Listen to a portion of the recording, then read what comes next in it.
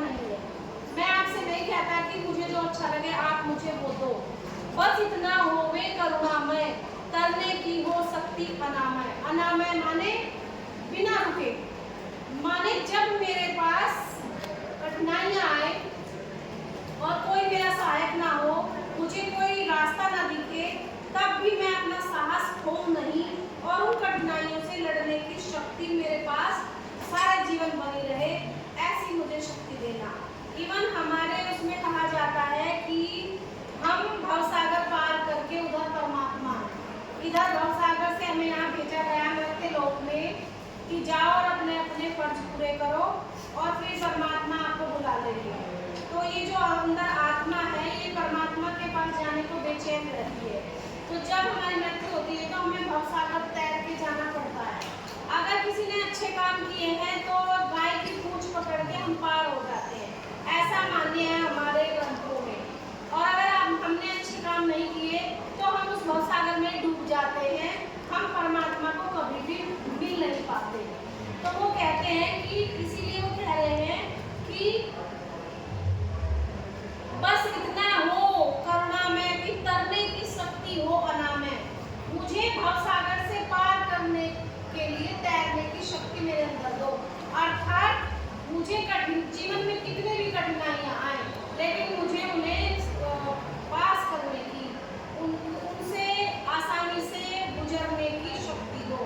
तैरना माने तरने की, तैरना माने उन शक्तियों को दो जिससे मैं उन कठिनाइयों को पार कर सकूं। आगे वो कहते हैं कि मेरा भार अगर लघु करके न तो सांत्वना नहीं सही। मतलब मेरा भार क्या है भाई, कोई वजन रखा है सिर पे, वो भार नहीं है। भार है जीवन की कठिनाइयां, जीवन की विपदाएं, जीवन के दुख। वो कहते हैं मेरे जीवन के दुख दूर करो मत करो। जीवन का जो भार है, भार माने परेशानियां, वो दुख दूर करो मत करो, लेकिन इतना मेरी एक अनुनय है, मेरा एक प्रार्थना है। अनुनय माने प्रार्थना, केवल इतना रखना अनुनय, वहन कर सकूं इसको निर्भय, कि मेरे से बस इतनी कृपा मेरे पर करना कि जो भी प्रॉब्लम मेरे सामने आए मैं उनको बिना डरे पार करता चला जाऊं, सहन करता चला जाऊं।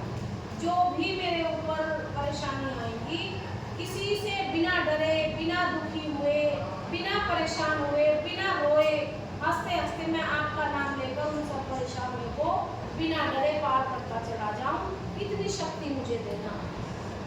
अब वो कहते हैं लास्ट पैरा है ये, नतसिर होकर सुख के दिन में। अब कवि ये कहते हैं कि दुख में तो मैंने ये बताया कि हे प्रभु दुख तो देना लेकिन उन्हें काटने की शक्ति देना। अब वो कहते हैं जब देखो जीवन के दो पार्ट है, सुख आएगा तो दुख जाएगा और सुख भी परमानेंट नहीं रहेगा, फिर दुख आएगा सुख चला जाएगा, है ना। तो इसीलिए यहाँ कवि कहते हैं कि दुख की उन्होंने विशेषता बताई। अब उनके जीवन में अगर सुख आए, हम लोग क्या करते हैं जब हम बहुत खुश होते हैं ना, सुखी होते हैं तो भगवान को भूल जाते हैं याद करना। दुख में तो रात दिन पड़े रहते हैं, हे प्रभु ऐसा करना, हे प्रभु हमारे दुखों को दूर करो, है ना। और जब सुख के दिन आते हैं तब परमात्मा को भूल जाते हैं। तो कवि इस पैरे में कह रहे हैं कि नतसिर होकर सुख के दिन में तब दुख पहचानूं छिन छिन में। छिन छिन माने क्षण क्षण में, एक एक क्षण मुझे आपकी याद बनी रहे। जब मेरे पास सुख आएगा, जब मेरे खुशी के दिन आएंगे, सुख के दिन आएंगे, तब छिन छिन एक एक पल मैं आपको याद रखूं, भूलूं नहीं, ऐसी मेरे पे कृपा करना। दुख रात्रि में करे वंचना मेरी जिस दिन निखिल मही। निखिल माने संपूर्ण, सारी, मही माने धरती। दुख में जब मेरे दुख के दिन थे तो सारी धरती चाहे मेरी कमियों को गिनवाए और ये कहे कि अरे पागल है, इसको तो ऐसा होना ही था, सारी धरती मेरा विरोध करने लगे, उस समय उस दिन ऐसा हो करना मैं, हे दया के सागर, उस दिन इतनी दया करना तुम पर करूं नहीं कुछ संशय, कभी भी मेरे मन में तुम्हारे लिए शक पैदा ना हो। जब सारी दुनिया मुझे दुखी देखकर मेरे ऊपर दोष लगाने लगे, उस क्षण भी हे प्रभु मेरे मन में ये ना आए कि अरे भगवान भी बेकार है, हमारी तो उन्होंने भी शायद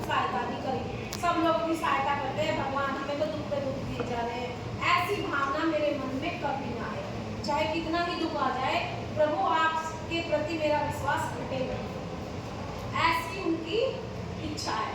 तो ये चैप्टर था आपका आत्मग्रहण और ये यहीं पर खत्म होता है। और बच्चों अब आपके बोर्ड के पेपर आने वाले हैं, तो मैं ये चाहूंगी कि क्वेश्चन आंसर रखने के स्थान पर आप चैप्टर को डीपली पढ़ो। अगर आपको चैप्टर बहुत गहराई से उसकी स्टोरी आती है तो क्वेश्चन आंसर आप खुद बना सकते हो, क्योंकि बोर्ड के पेपर में सारे प्रश्न IQ लेवल के आते हैं। रटे रटाए वो जो अभ्यास प्रश्न है वो एक आध आ जाते हैं। अदरवाइज इस चैप्टर के अकॉर्डिंग आप क्या सोचते हो इस तरह से